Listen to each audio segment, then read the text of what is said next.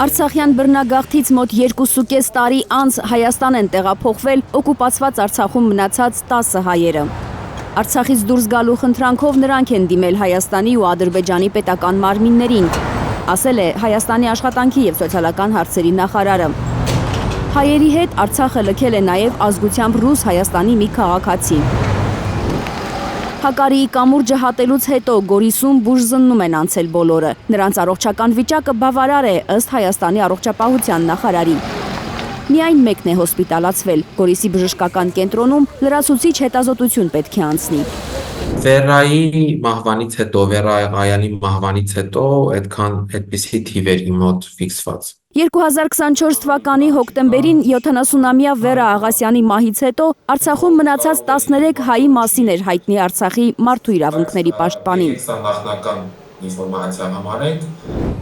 Նրանց հետ Հայաստանում գտնվող հարազատների ամենշաբաթյա կապը ընդհատվել էր անցած տարի սեպտեմբերին, երբ Ստեփանակերտցի 59-ամյա Կարեն Ավանեսյանին ահաբեկչական հարձակման մեղադրանք ներկայացվեց եւ նա տեղափոխվեց Բաքվի բանտ։ Տեղեկություն ստանալու հնարավորություն չեն ուղղեցել անգամ իրենց հարազատներից։ Դեռ չեմ ասում, որ իշխանությունները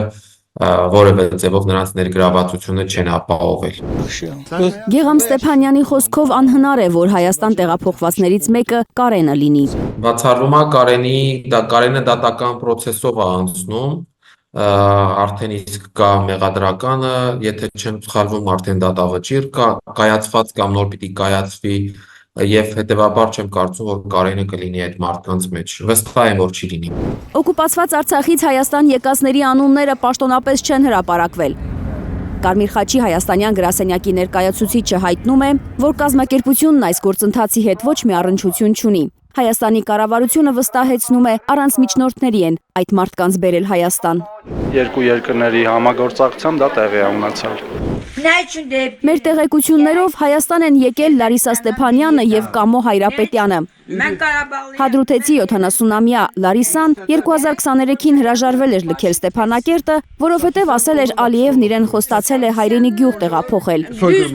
Ինքը հարազատների շիրիմներին այցելելու հնարավորություն կունենա։ Կամո Հայրապետյանը Արցախի նախկին պետնախարար Ռուբեն Վարդանյանի կեղծ դատավարության ժամանակ անցած տարի որպես վկա ցուցմունք տված երկու հայերից մեկն է։ Մյուսը Մուշեղ Գրիգորյանն է։ Պարզ բան շատ լավ հասկանան, որ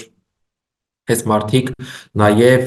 դարձել են ադրբեջանական պետական քարոզչության զոհը եւ օրինակ որոշակի ցուցմունքներ են տվել դատարանում մեր հայգերիների դեմ կամ ադրբեջանական լրատվամիջոցներով որոշակի կարծիքներ են արտահայտել եւ մենք բոլորը շատ լավ հասկանանք, որ դրանք ազատ կամ արտահայտության կամ ազատ խոսքի դրսևորումներ չեն եղել։ Օկուպացված Ստեփանակերտից ամենավերջինը դուրս եկած 11 մարդիկ միաժամանակ են ցանկություն հայտնել Հայաստան տեղափոխվել։ Արսեն Թորոսյանի կարծիքով դա կարևոր չէ։ Ես կարծում եմ, որ եթե մեր քաղաքացիները եւ նաեւ մեր հայրենակիցները ցանկություն ունեն վերադառնալ եւ գալ Հայաստանի Հանրապետություն ապրելու, մենք այդ ամեն ինչը պետք է բավարարենք, մնացածը կարևոր չի։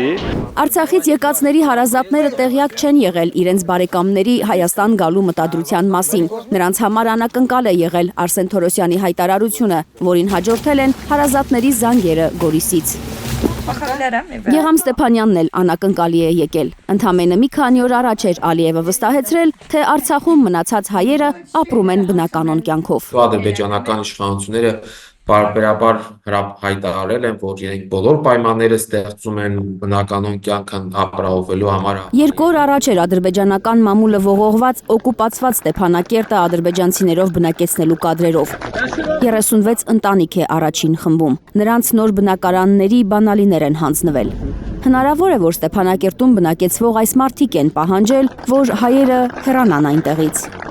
2.5 տարի անց անգամ նրանք են որոշում տեղափոխվել Հայաստանի Հանրապետություն, հետևաբար եւս մեկ անգամ գալիս է փաստելու, որ համակեցության հնարավորությունները առնվազն այս պահի եւ ադրբեջանական էշ իշխանությունների, ադրբեջանական այս քարոզչության պայմաններում, ատելության այս պայմաններում անհնար է։ Թերեզա Կադաևչյան, Միլենա Պողոսյան, Անի Ղանդիլյան, Հայլուր։ Հայաստանում ու աշխարհում տեղի ունեցող իրադարձությունների մասին առաջինն իմանալու համար բաժանորդագրվեք մեր ալիքին, սեղմեք զանգակը, որ բաց չթողնեք ամենահրատապը, կարևորն ու հետաքրքիրը։